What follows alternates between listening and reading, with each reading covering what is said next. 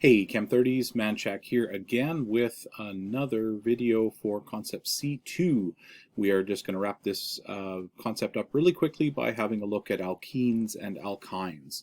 So what you should have done already is watch my introduction video, which got you an introduction to organic compounds. Then you should have watched my rather lengthy introduction to alkanes, including simple hydrocarbons, and I also talked a bit about branched alkanes, some of the cyclical alkanes, how to name them, and draw the structural diagrams of them. What I'm going to do now is walk you through the last two, what we call aliphatics. Down here at the bottom are aliphatics. These are compounds that are made up of carbon and hydrogen only. So this includes alkanes, which we talked about in the last video lesson, and alkenes and alkynes, which we're going to talk about in this lesson. It will also, and it's going to include anything that is not an aromatic, which is going to be concept C3, which we'll get into in the next lesson. So alkenes and alkynes, just a couple of things to remember. Remember that we're dealing up to 10 carbon atoms in these things, so we're not going any larger than that, and we're going to deal with one type of functional group. And so multiple bonds, meaning a double or a triple bond, is categorized as a functional group. So that means I can put a single double bond or a single triple bond into something, and that's all you guys need to know. We're not going to go any further than that. Which simplifies things for us, which is rather nice. And we'll talk a little bit about saturated and unsaturated in this section as well. So if alkanes were compounds that contained a single bond between each of the carbons in the chain, then alkenes are compounds that contain a double bond in between each carbon, or at least one double bond between one set of carbons in a carbon chain. So alkenes are hydrocarbons with at least one carbon-carbon double bond. The numbering of the carbon chain is done to keep the double bond, and I'm going to underline this because I think it's important, is to keep the double bond,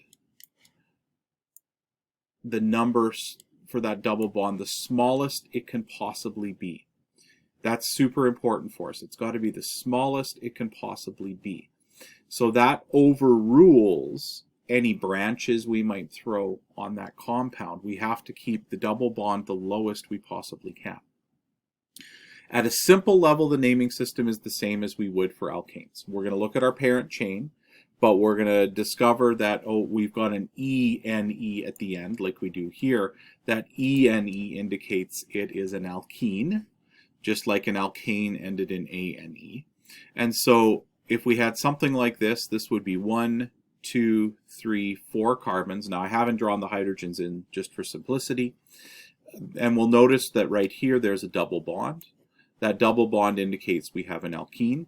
It's a 4-carbon hydrocarbon, so 4 carbons means bute.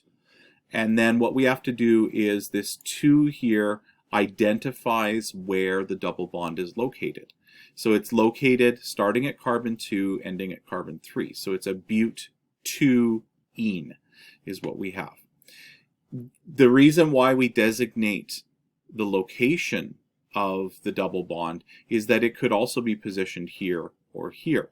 If it was positioned here, this would be a bute 1-ene. And if it were positioned here, it would be called, nope, not bute 3-ene. Remember, we would start numbering over here to keep, it was like we took the compound and we flipped it around backwards. So this would be carbon number 1 over here. This would be carbon number 2 over here. So this would still be, if the double bond was here, it would still be a bute 1-ene. Okay? What a bute. All right.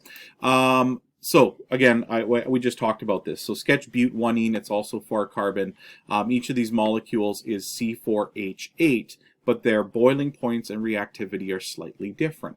When we have a compound that has the same chemical formula, C4H8, but different chemical structure, we call that an isomer. And that activity that you guys will be working on in this set of lessons for C1 and C2 will have you playing around with isomers. Okay, and when you jump into that, pay attention to it because it's an important concept here in Unit C.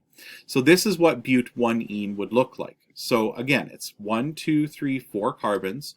The 1 in 1-ene is indicating that the carbon double bond is between carbon 1 and carbon 2, and then we filled in our hydrogens around there. The different structure here, instead of having the H sticking up and down, this sort of angled structure, if you remember back to Unit A in Chem 20, this is going to be a trigonal planar structure because we have one central atom and 1, 2, 3 peripheral atoms. So that's what gives it that shape. When we're writing the molecular formula for alkenes, we can generalize it to CnH2n. Okay, so that means that whatever number of carbons we have, let's say 4 in this case, our number of hydrogens will be 2 times whatever our number of carbons is. So 2 times 4 gives us 8. Hope that makes sense to you.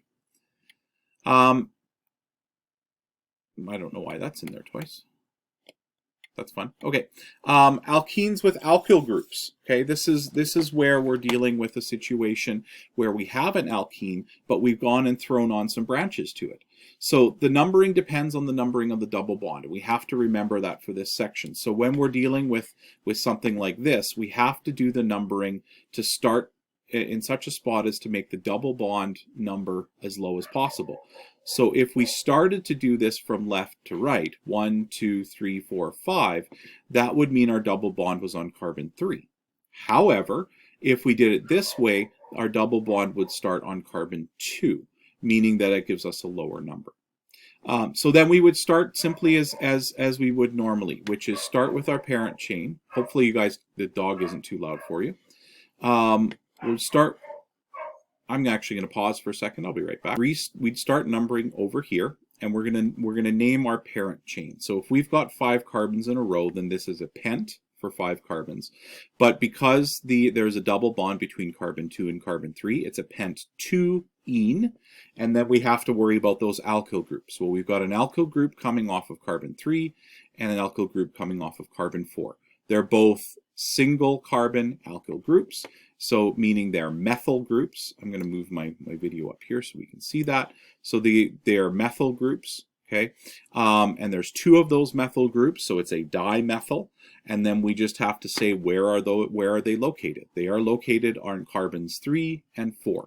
So it is a 3,4 dimethyl pent 2-ene. And don't forget the hyphen in here. The hyphen is important because it indicates we have to put one after the numbers, the locants, as to where we're putting the 2 methyl groups. Okay, so started with our parent chain, 5 carbons, made sure that we numbered it in such a way as to ensure our double bond is the lowest number we can make it.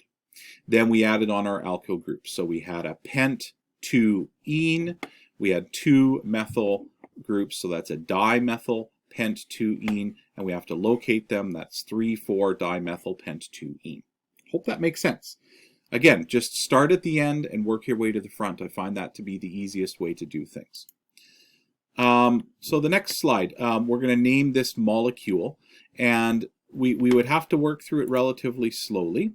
Okay, I'll get my pen out because it looks a little bit complicated, and we're going to have to do some counting here. So I do see the double bond right there. I don't know why the pen is so small. Can I make it any larger?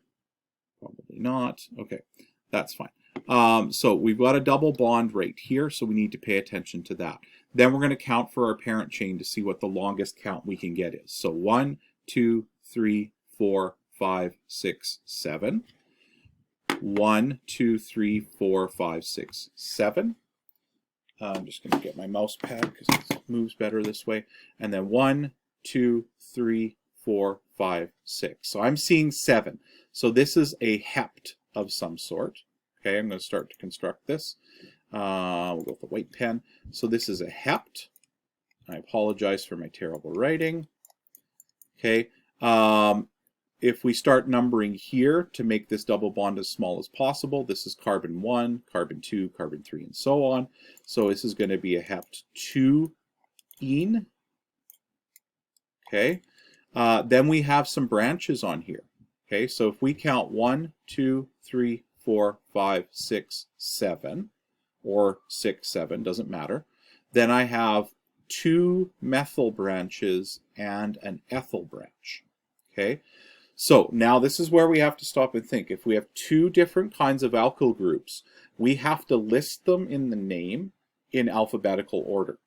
So what that means is if we have an ethyl group and a methyl group, then we have to list ethyl first, then methyl second.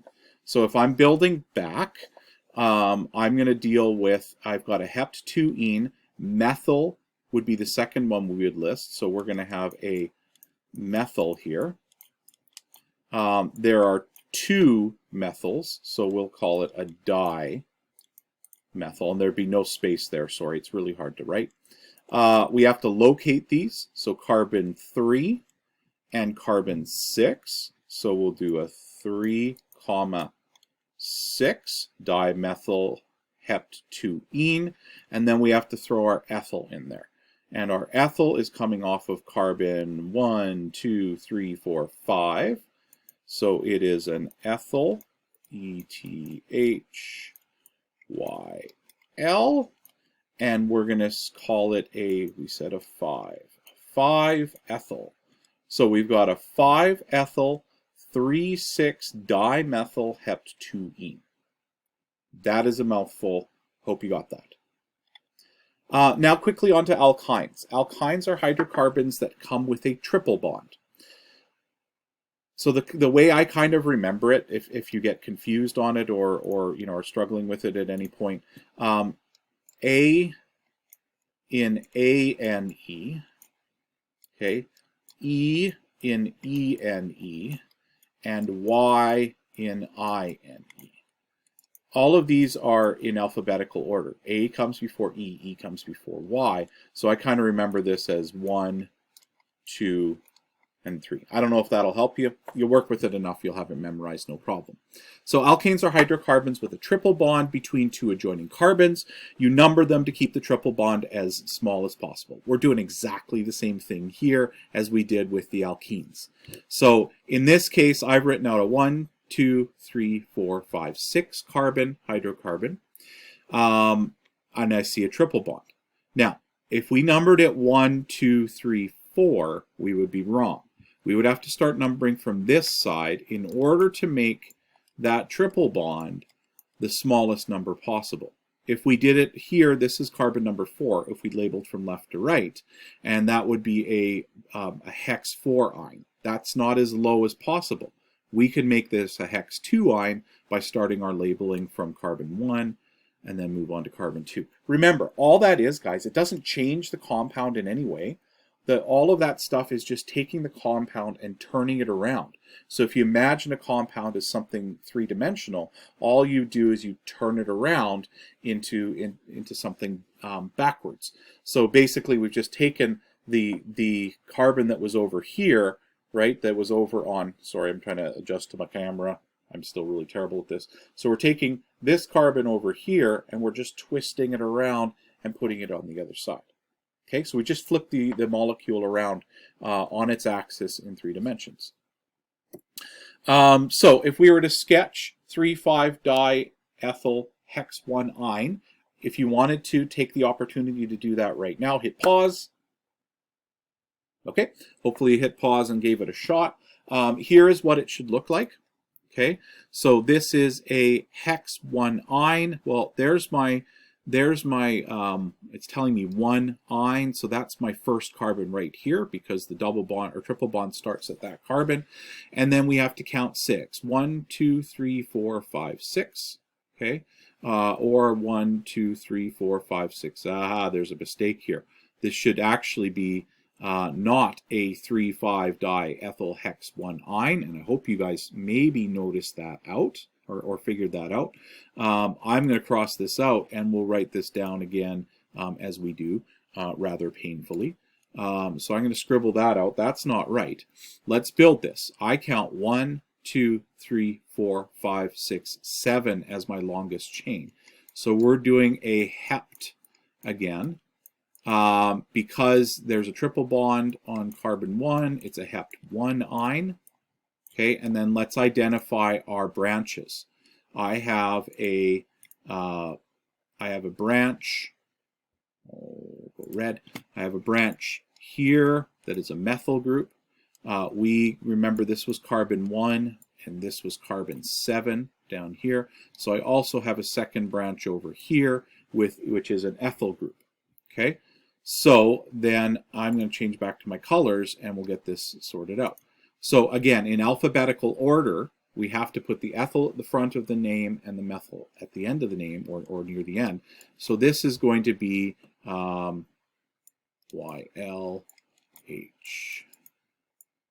Okay, that's a weird way to write that. So this is a methyl hept 1-ine. The methyl group is coming off of 7,6,5, so it's a 5-methyl hept 1-ine, and then we have to identify our ethyl group here coming off of carbon 3. So this is an ethyl, okay, coming off of carbon 3. There's a hyphen there. So it's a 3-ethyl, poorly drawn 5-methyl hept 1-ine.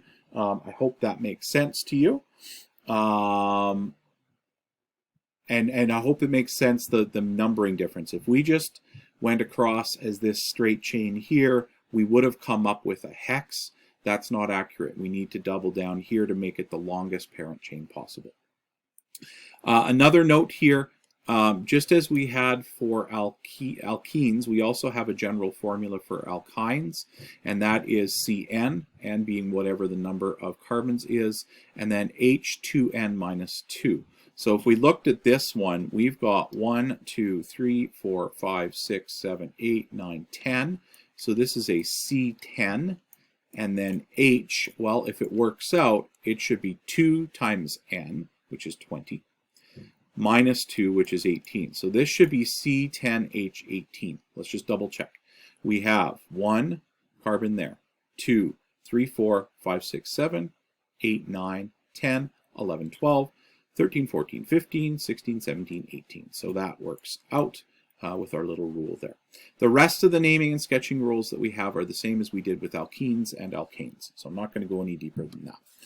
With cyclical versions of this, we call them cyclical because they make themselves into some sort of a geometric shape, whether it's a triangle or square or a pentagon or hexagon or something like that.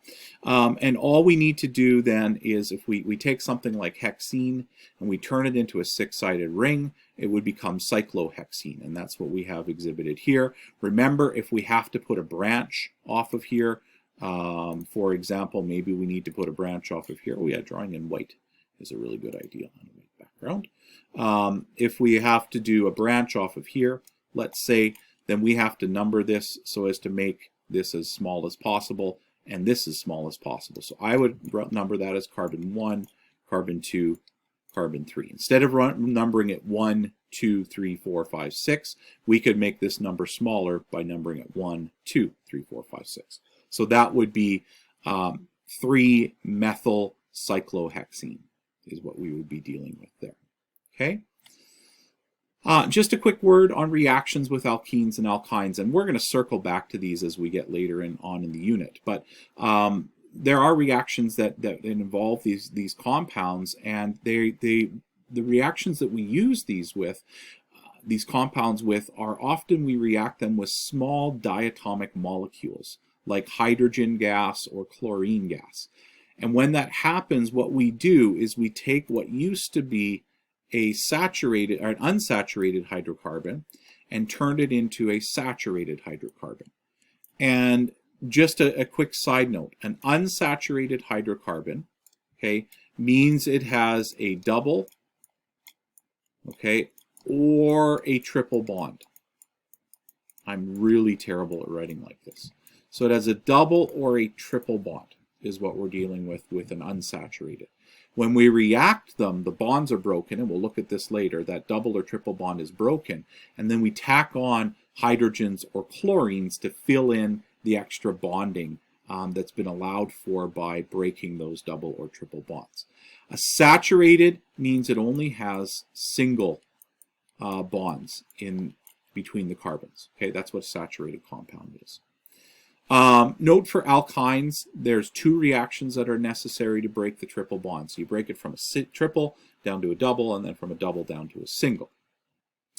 Reactions can also produce alkenes and alkynes, and we would do something that's called a cracking reaction, which would take a larger hydrocarbon molecule and break it up into smaller pieces, and often that produces ethane or ethene, and we can create ethene or even ethine from those processes, and we can do another kind of reaction that we'll explore later on that actually takes hydrogens off of something and creates a double or a triple bond. So we'll get into that and we'll explore that when we get into other reactions later on.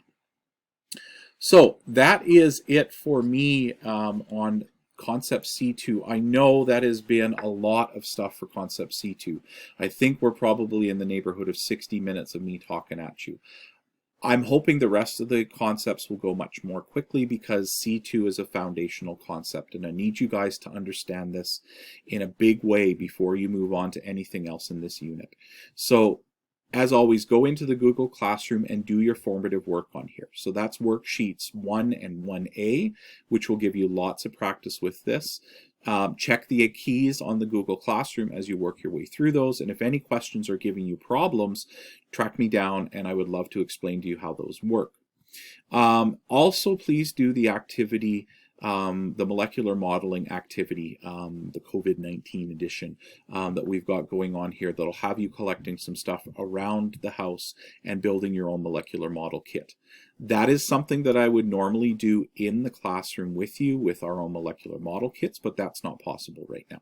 So this is a substitute for this. I hope it's a little bit of fun for you. I'm not asking you to do a ton on it, and it's going to give you a bunch more practice. Once you've done that and played around with it, submit that activity to me. I'd love to give it a look. Again, it's formative. I'm not taking it in for marks, but I will give you feedback. Okay. Once you've done all of that, jump in and do the formative assessment in the Google Classroom to show me how you're doing. Wait for my feedback on that, and then the summative assessment will be there waiting for you to do when you're ready. So I hope that works for you. I hope that makes sense. If you guys have any questions, please track me down. I miss talking with you guys, so it'd be great to have some conversations even if you don't have any questions. Hit me up via email. We can do a Google Meet, something along those lines. Stay healthy, guys, and we'll talk again in Concept C3. Take care.